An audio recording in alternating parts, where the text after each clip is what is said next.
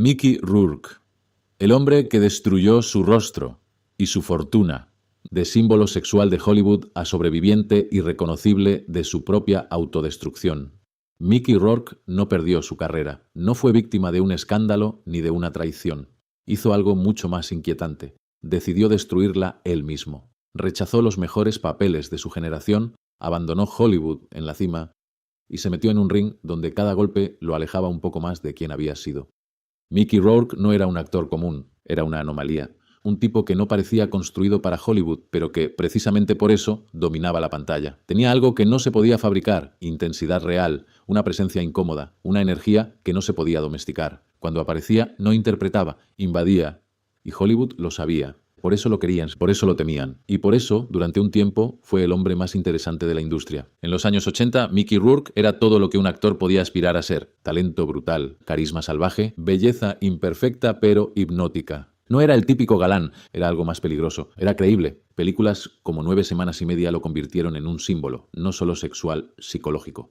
Era el tipo de hombre que no se entendía del todo, pero que resultaba imposible de ignorar. Y ahí estaba el primer problema. Porque cuando tu identidad está basada en ser indomable, tarde o temprano dejas de obedecer cualquier estructura, incluso la que te hizo grande. Mickey Rourke no odiaba el fracaso, odiaba el sistema, odiaba los estudios, odiaba las reglas, odiaba la artificialidad de Hollywood. Y ese odio empezó a filtrarse en su carrera. Rechazó papeles que otros actores habrían matado por tener. Rain Man, Pulp Fiction, películas que no solo fueron éxitos, fueron historia. Él dijo que no.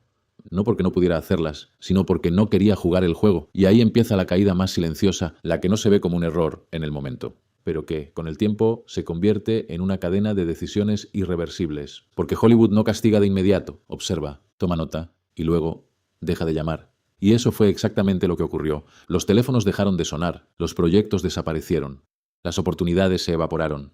Y Mickey Rourke, en lugar de adaptarse, decidió romper completamente. Se fue al boxeo. No como hobby, no como entrenamiento, como carrera. Esto no era un capricho, era una huida, una forma de escapar de un sistema que sentía que lo había traicionado, o que él ya no podía tolerar. Pero el boxeo no es cine, no hay segunda toma. No hay maquillaje que oculte el daño, cada golpe cuenta, cada impacto deja marca. Y el cuerpo recuerda. Mickey Rourke empezó a recibir golpes que no solo afectaban su salud, afectaban su identidad. Porque su rostro era su herramienta, su capital, su símbolo, y lo estaba destruyendo voluntariamente. Nariz rota, pómulos dañados, huesos alterados y luego las cirugías, intentos de arreglar lo irreparable. Pero cada intento lo alejaba más de su versión original. Y ahí ocurre algo profundamente perturbador, porque Mickey Rourke no solo perdió su carrera, perdió su cara. Y en Hollywood eso es casi lo mismo. El problema no fue solo físico, fue económico, porque mientras su imagen se deterioraba, sus ingresos desaparecían. No había grandes películas, no había contratos millonarios, no había estabilidad, pero el estilo de vida seguía ahí, y cuando el dinero deja de entrar, pero sigue saliendo, la caída es inevitable. Pasó de mansiones a un apartamento pequeño, de alfombras rojas a la invisibilidad, de ser el futuro de Hollywood, a ser un recuerdo incómodo, y lo más duro de todo, solo, con sus perros, sin industria, sin sistema, sin red. Aquí es donde la historia se vuelve más oscura, porque no estamos viendo a alguien que perdió por mala suerte. Estamos viendo a alguien que se empujó a sí mismo fuera del sistema, que quemó puentes, que rechazó ayuda, que eligió el camino más difícil y lo llevó hasta el extremo. Pero hay algo más profundo, algo psicológico. Mickey Rourke no solo estaba huyendo de Hollywood, estaba huyendo de sí mismo, de la presión, de la expectativa, de la versión perfecta que el mundo había creado de él, y el boxeo era una forma de destruir esa versión, de romper el espejo, de dejar de ser el símbolo. Aunque eso significara perderlo todo, y durante años eso fue exactamente lo que ocurrió. Olvido. Silencio. Irrelevancia. Un hombre que había sido todo, convertido en casi nada. Pero entonces ocurre algo inesperado. The Wrestler. Una película que no era solo un papel. Era un reflejo. Un hombre destruido. Un cuerpo castigado.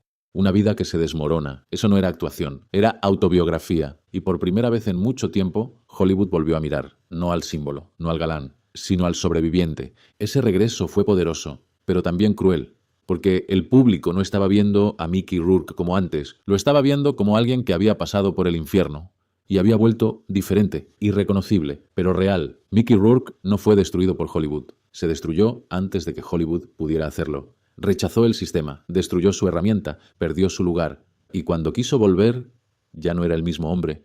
Mickey Rourke no perdió su rostro por accidente.